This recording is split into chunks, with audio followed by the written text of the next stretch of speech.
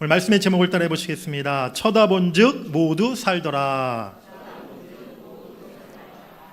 오늘은 민수기 말씀의 마지막 시간입니다. 드디어 이스라엘 백성들 광야 40년의 방황의 시간을 끝내고 이제 이 민수기 21장부터는 가나안 땅 정복을 위한 본격적인 여정을 시작하고 있는 것을 볼 수가 있습니다.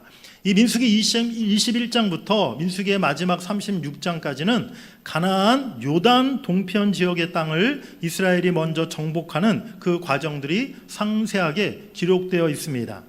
그 가운데 가나안의 아랏 왕과 싸워서 그들의 성읍을 전멸시킨 가나안 정복 최초의 승전 기록이 오늘 본문에 나오고 있어요. 우리 3절 말씀을 한번 다시 읽어보시겠습니다. 여호와께서 이스라엘의 목소리를 들으시고 가나안 사람을 그들의 손에 넘기심에 그들과 그들의 성읍을 다 멸하니라. 그러므로 그곳 이름을 호르마라 하였더라. 아멘. 이제 40년의 방황의 시간, 하나님이 내리신 형벌의 시간이 지나갔어요. 가나안 땅 정복을 향한 이제 첫 발걸음을 내딛게 되었습니다. 하나님은 그 첫 번째 전투부터 이스라엘 백성들에게 큰 승리를 안겨주셨던 것이죠. 이제 이스라엘 백성들 그 승리의 용기를 얻어서 가나안 땅으로 힘차게 진군하기 시작했습니다. 그런데 중간에 예상치 못한 일이 벌어졌어요. 가나안 땅을 향해 가기 위해서는 에돔 땅을 중간에 지나갔어야 했는데 에돔 왕과 에돔 사람들이 이스라엘 백성들이 지나가지 못하도록 그 길을 막아섰던 것입니다. 이스라엘 백성들 어쩔 수 없이 더 먼 길로, 더 험한 길로 돌아갈 수밖에 없었어요. 이 일로 인해서 이스라엘 백성들의 마음이 크게 상하였다라고 오늘 성경은 말씀하고 있습니다. 이 때문에 백성들이 또다시 불평에 사로잡혔고 하나님과 모세를 원망하기 시작합니다. 그 불평과 원망의 내용이 본문 5절에 기록되어 있어요. 우리 5절 말씀을 한번 같이 읽어보시겠습니다. 백성이 하나님과 모세를 향하여 원망하되 어찌하여 우리를 애굽에서 인도해내어 이 광야에서 죽게 하는가? 이곳에는 먹을 것도 없고 물도 없도다. 우리 마음이 이 하찮은 음식을 싫어하노라 하며. 말 하나하나가 얼마나 참 기가 막힌 말인지. 어찌하여 애굽에서 인도해내어 이 광야에서 우리를 죽게 하는가? 하나님이 이스라엘 백성들을 광야에서 죽이시려고 애굽에서 구출해 주셨습니까?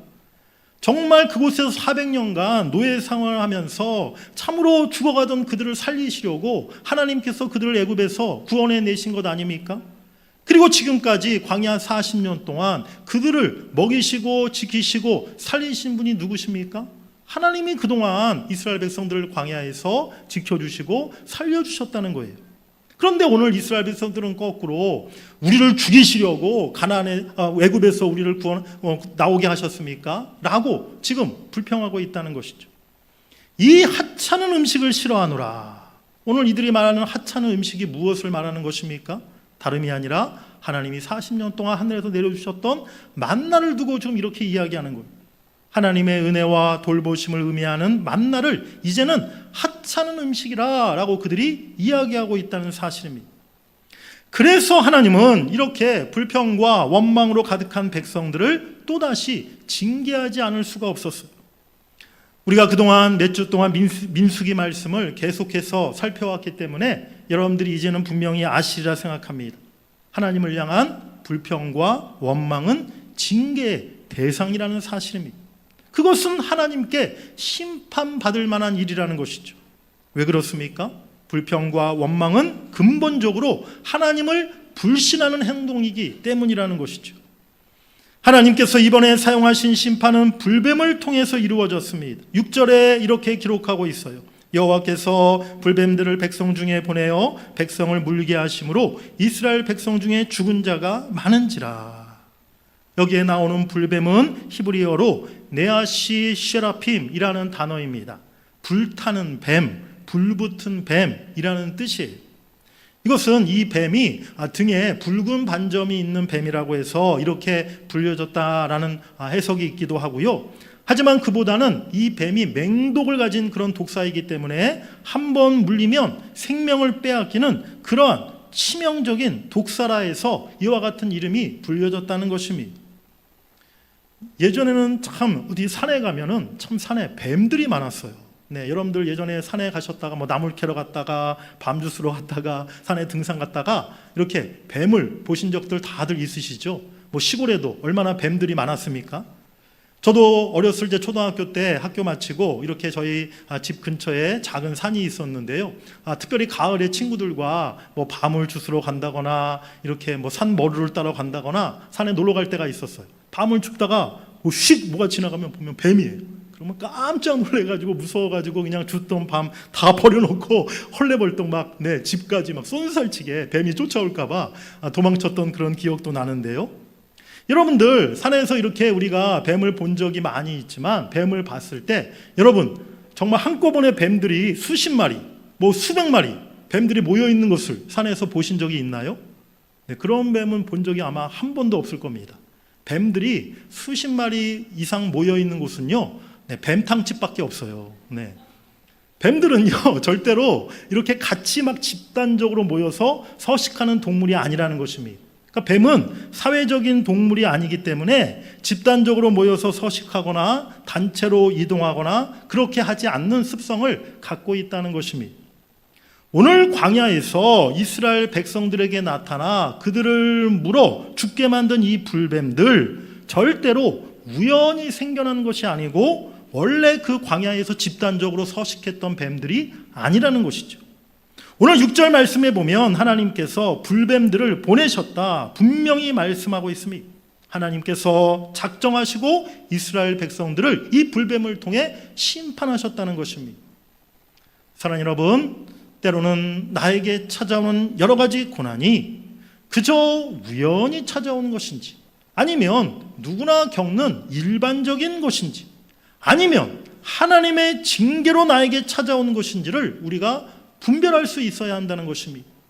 그냥 무조건 우연히 생긴 것이지 내가 운이 없어서 재수가 없어서 이런 고난을 만난 것이지 우리가 그렇게만 생각해서는 안 된다는 것이죠.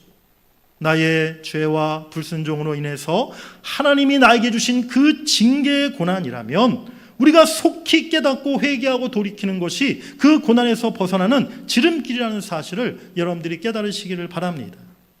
오늘 지극히 이기적이고 불평과 원망이 가득하고 하나님을 불신하고 불순종하였던 이스라엘 백성들은 하나님께서 치명적인 불뱀을 통해 그들을 심판하셨다는 것이죠. 그 결과 많은 사람들이 뱀에 물려 죽게 되었습니다. 이렇게 하나님의 징계를 받고서야 이스라엘 백성들은 자신들이 하나님을 불신하고 원망한 것이 하나님께 범죄한 것임을 깨닫게 되었습니다. 그래서 백성들이 후회하며 모세에게 기도를 부탁합니다. 우리 7절 말씀을 함께 읽겠습니다. 백성이 모세에게 이르러 말하되 우리가 여호와와 당신을 향하여 원망함으로 범죄하였사오니 여호와께 기도하여 이 뱀들을 우리에게서 떠나게 하소서. 모세가 백성을 위하여 기도하매 아멘. 매를 맞기 전에 잘하면 얼마나 좋았겠습니까? 징계받기 전에 정신을 차렸으면 얼마나 좋습니까? 그런데 이스라엘 백성들은 안타깝게도 이렇게 징계와 심판을 경험한 다음에야 비로소 정신을 차린다는 거예요. 뭐 늦게라도 정신을 차렸으니 불행 중 다행이기도 합니다. 그런데 우리 하나님은 또 얼마나 자비와 사랑이 충만하신 분이십니까? 그렇게 뉘우치고 회개하는 백성들을 하나님은 용서하시고 그들에게 살 길을 열어주셨어요.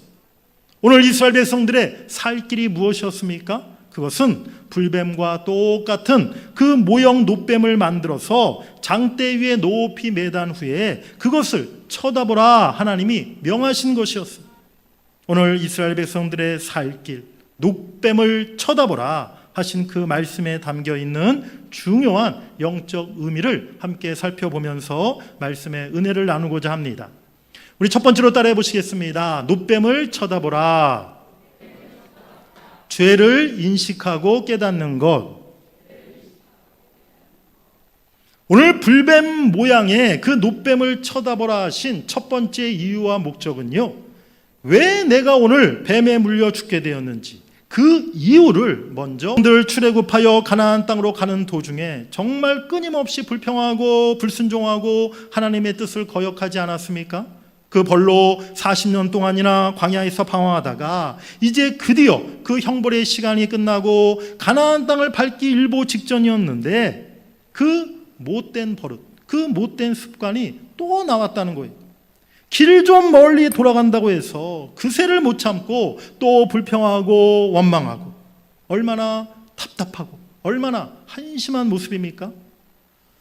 그런데 여러분, 우리 자신을 곰곰이 생각해 보면요, 오늘 이스라엘 백성들만 뭐라고 할 게 아니라는 거예요. 우리는 그렇지 않습니까? 광야 40년 동안 이스라엘 백성들이 그랬던 것처럼 우리도 똑같은 실수와 잘못을 얼마나 반복할 때가 많습니까? 말씀을 매일같이 들어도 내 그 잘못된 습관과 고집을 꺾지 않고 신앙생활 40년, 30년에도 변화되고 거듭난 모습이 나에게 잘 나타나지 않고, 왜 그럴까요? 사랑하는 여러분, 우리 모두가 다 죄인이기 때문인 것입니다. 예수 믿고 구원받은 하나님의 자녀가 되었지만 아직도 우리 안에 죄의 습성과 죄의 소욕이, 육신의 소욕이 남아있기 때문이라는 것이죠. 사도 바울이 쓴 로마서는요, 복음이란 무엇인지를 가장 잘 설명해 주고 있는 너무나 귀한 책이에요. 그리고 우리 기독교 구원의 진리를 가장 잘 정리해 놓은 교리서이기도 합니다.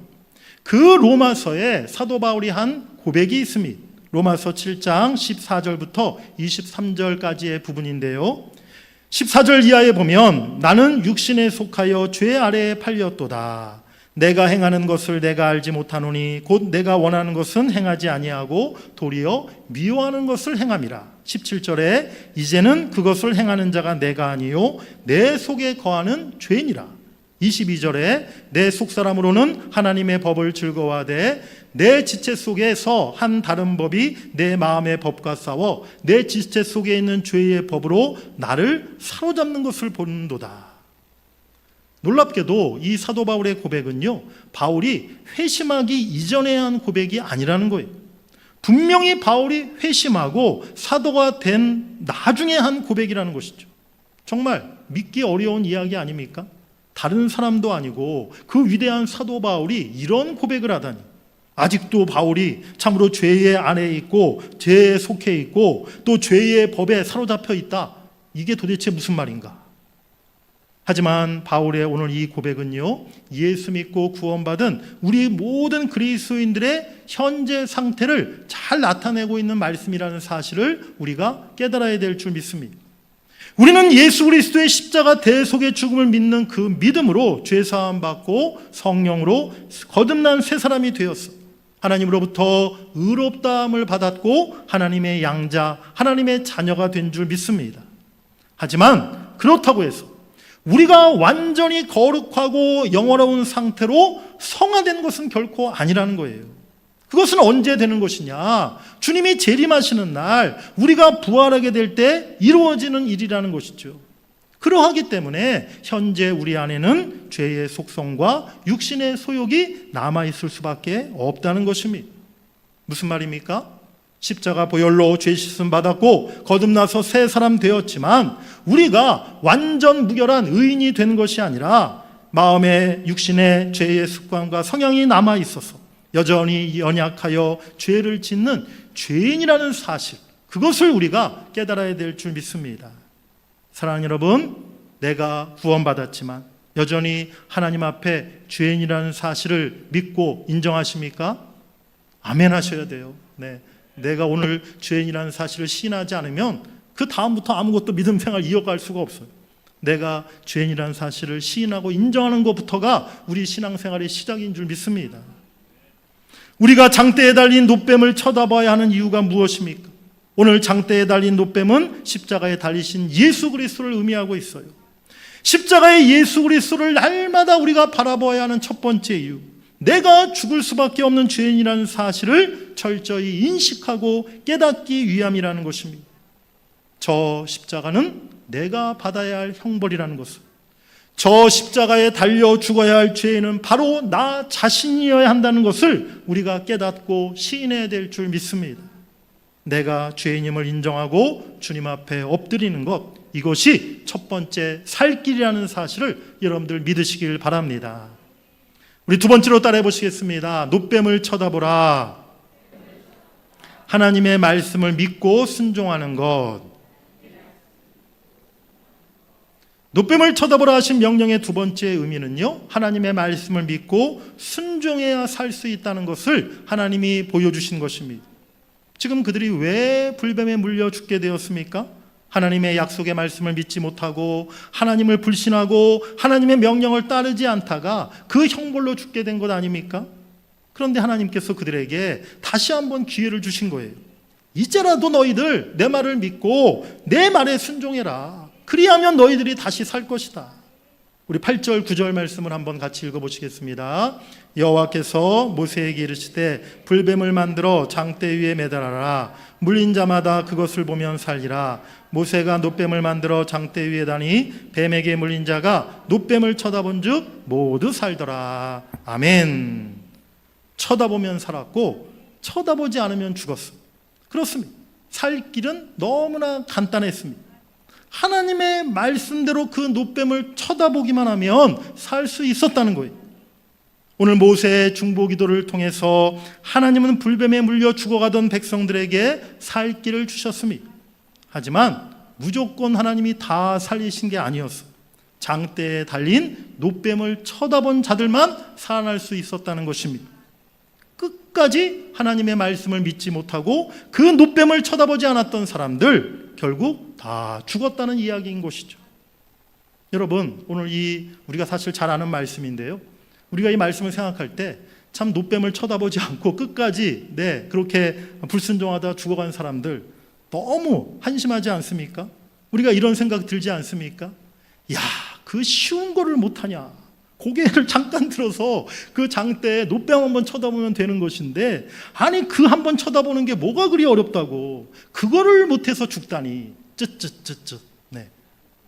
그런 생각이 우리가 저절로 들지 않습니까? 그런데 놋뱀을 쳐다보지 않다가 죽었던 사람들도요, 핑계 없는 무덤이 있다고 다 할 말이 있다는 거예요. 그 사람들 제가 인터뷰해 봤어요. 여러분들 왜 그때 놋뱀을 안 쳐다보다가 왜 다 죽었습니까? 할 말 있으면 해보세요. 할 말이 있더라고요. 제가 그때 물뱀에 불려서 죽어가고 있을 때 갑자기 모세가 놋뱀을 쳐다보라고 그러더라고요. 놋뱀을 쳐다보면 살 수 있다고. 그런데 그게 도대체 말이 되는 얘기입니까? 지금 제가 독사에 물려서 지금 독이 온몸에 퍼져가지고 지금 이제 곧 숨이 넘어갈 상황이었는데, 아니 그깟 놋뱀 쳐다본다고 이 독이 사라질 리도 없고 그 놋뱀 쳐다본다는 게 무슨 의미가 있겠습니까? 저는 그때 말도 안 되는 소리라고 생각하고 그 놋뱀을 쳐다보지 않은 거예요. 죽어가는 순간에도요, 그들이 하나님의 말씀을 믿지 않았다는 얘기예요. 안 된다는 생각인 것이죠. 그런 일이 일어날 수 없다는 불신의 마음인 것입니다. 믿음이 없으니까 그 쉬운 것도 그들이 순종하지 못했다는 사실입니다. 사랑하는 여러분, 하나님께서 우리에게 주신 계명과 우리가 순종해야 할 말씀들이 이와 같다는 사실 여러분들 알고 계십니까? 신명기 30장 11절 말씀에 보면요, 내가 오늘 내게 명령한 이 명령은 내게 어려운 것도 아니요 먼 것도 아니라 하나님이 말씀하세요. 하나님이 우리에게 주신 계명과 명령이 우리에게 결코 어려운 것이 아니라는 거예요. 요한일서 5장 3절 말씀에도 하나님을 사랑하는 것은 이것이니 우리가 그의 계명들을 지키는 것이라 그의 계명들은 무거운 것이 아니로다. 아멘. 그런데 우리의 교만함, 우리의 강팍함, 우리의 쓸데없는 자존심, 지극히 인간적인 생각들이 이 간단하고 쉬운 순종을 어렵게 만들고 있다는 것이죠. 우리 요한복음 3장 36절 말씀을 함께 같이 읽겠습니다. 아들을 믿는 자에게는 영생이 있고 아들에게 순종하지 아니하는 자는 영생을 보지 못하고 도리어 하나님의 진노가 그 위에 머물러 있느니라. 아멘. 믿음이 순종을 낳고 순종하는 자가 영생을 보게 되는 줄 믿습니다. 믿음 없음이 불순종을 낳고 순종하지 아니하는 자는 영생 대신에 하나님의 진노를 받게 되는 줄 믿습니다. 믿음으로 순종하여서 영생의 길을 걸어가는 여러분들 다 되시기를 주의 이름으로 간절히 축복합니다. 우리 세 번째로 따라해 보시겠습니다. 놋뱀을 쳐다보라. 구원의 길 예수 그리스도. 중간에 말씀드린 것처럼 분명히 장대에 매달았던 놋뱀은 명백히 십자가에 달리신 예수 그리스도를 상징하고 있습니다. 요한복음 3장 14절 15절에 예수님이 말씀하셨어요. 모세가 광야에서 뱀을 든 것 같이 인자도 들려야 하리니 이는 그를 믿는 자마다 영생을 얻게 하려 하심이니라. 아멘. 하나님은 오래전 구약시대 이 놋뱀 사건을 통해서 미리 구원의 원리를 말씀해 주셨던 것입니다. 죄와 사망에 세방되어 영원한 생명을 얻기 위해서는 오직 장대에 높이 들린 자, 즉 예수 그리스도를 바라보며 그를 구세주로 믿는 길밖에 없음을 하나님은 분명히 말씀하신 줄 믿습니다. 사도행전 4장 12절, 다른 이로서는 구원을 받을 수 없나니 천하 사람 중에 구원을 받을 만한 다른 이름을 우리에게 주신 일이 없음이라. 아멘. 하나님을 떠나 방황하며 예수님을 알지 못하고 예수님을 믿지 못해 영원한 멸망으로 향하고 있는 사람들, 지식으로는 안다 하지만 성령으로 거듭나지 못한 이름뿐인 신자들, 이들 모두가 살 수 있는 길은요, 진실로 예수 그리스도께 나오는 길밖에 없음을 여러분들이 믿으시길 바랍니다. 십자가에 달리신 예수 그리스도를 바라보면서 내 죄를 철저히 인정하고 회개하며 예수님의 보혈로 내 모든 죄가 완전히 씻겨나가는 그 죄사함의 체험을 우리가 해야 될 줄 믿습니다. 성령님의 임재를 통해서 내가 완전히 새 사람으로 다시 태어나는 거듭남의 체험이 우리에게 있어야 될 줄 믿습니다. 사랑하는 여러분들, 신앙생활은요, 교회 이름 보고 하는 것이 아닙니다. 요즘에 많은 한국교회 성도들이요, 교회 이름 보고 신앙생활 하더라고요. 야, 뭐 저 교회는 우리나라에서 제일 큰 교회고, 뭐 대전에서 제일 큰 교회고, 서울에서 제일 유명한 교회니까 저 교회만 다니면 뭐 신앙생활에 아무 문제 없겠지. 교회 이름 보고 신앙생활하는 경우입니다. 때로는 목사 얼굴 보고, 때로는 교회 안에 다른 성도들 보고 신앙생활하는 경우도 있어요. 여러분, 크고 이름난 교회가, 유명하고 실력 좋은 목사가, 뭐 친절하고 사랑 많은 우리 작은 목자가 나를 구원해 주는 것이 아니라는 것, 여러분 분명히 깨달으시길 바랍니다. 우리는 오직 예수 그리스도를 바라봐야 될 줄 믿습니다. 예수님의 십자가 앞에서 죄사함과 거듭남의 체험이 있어야 하는 것입니다. 오늘 그 은혜가 여러분 모두와 여러분들 자녀들, 특별히 여러분들 가정 가운데 있기를 주의 이름으로 간절히 축복합니다. 신앙이라는 말 한자어로 믿을 신자, 우러를 앙자, 신앙입니다. 신앙이라는 것은 말 그대로 하나님을 믿으며 하나님을 우러러 바라보는 것이죠. 하나님을 쳐다보면 살고 하나님을 쳐다보지 않으면 죽는 것입니다. 오늘 본문에서 죽어가는 이스라엘 백성들이 놋뱀을 쳐다보는 것, 그것이 어려운 일입니까? 아니면 쉬운 일입니까? 쳐다본다고 내가 살 수 있겠어? 믿음이 없는 자들에게는 그것이 어려운 일이었어. 하지만 내가 살 길은 저 놋뱀을 쳐다보는 길뿐이다. 믿었던 자들에게는 그것이 너무나 쉬운 일이었습니다. 신앙생활이요, 어떤 사람에게는 참 쉽고 어떤 사람에게는 참 어렵게 느껴지더라고요. 무슨 차이일까요? 무슨 기도한다고 병이 낫겠어? 가정예배 드린다고 우리 가정, 우리 자녀들이 뭐 달라지겠어? 신방예배 한번 드린다고 뭐가 문제가 해결되겠어? 믿는다고 뭐가 좋아지겠어? 오늘 오후 예배 1일 여름 부흥회 한다고 하는데 부흥회 한번 참석한다고 내가 무슨 큰 은혜 받겠어? 여러분, 말씀에 순종하지 않으면요, 믿음으로 기도하지 않으면요, 그 모든 것들을 다 의심하게 되고 불신하게 되면요, 그 모든 신앙생활이 나에게 지극히 어려운 일이 될 수밖에 없다는 거예요. 하지만 내가 살 길이 이거밖에 없다. 내 영혼이 살아날 수 있는 것은 이거밖에 없다. 우리의 가정과 자녀가 살 길은 이것뿐이다 라는 생각으로 믿음으로 순종하고 따르면 그것이 참으로 쉬운 일이 되는 줄 믿습니다. 쉬운 쪽을 택하시는 여러분들이 되시기를 간절히 바랍니다. 오늘 교회 제가 2층 게시판에 이번 주에 우리 저 멀리 웨일즈에서 이렇게 카드, 편지가 도착했어요. 그래서 제가 열어봤더니 우리 이번에 영국 기도 선교팀이 방문했었던 웨일즈 베델 교회 성도들이 이렇게 롤링페이퍼 네, 간단한 감사의 메시지를 카드에 한 장에 이렇게 적어서 교회로 우편으로 보내주셨더라고요. 그래서 제가 2층 게시판에 이렇게 친절하게 또 한글로 번역해서 붙여놓았습니다. 여러분들 내려가시다가 한번 꼭 읽어보시면 좋겠고요. 그리고 제가 지난번에도 한번 말씀드렸지만 그 베델교회 담임 목사님이신 조나단 목사님이 저에게 3번씩이나 우리 한국에 제가 돌아온 뒤에 곧바로 3번씩이나 감사의 편지를 이메일로 보내셨어요.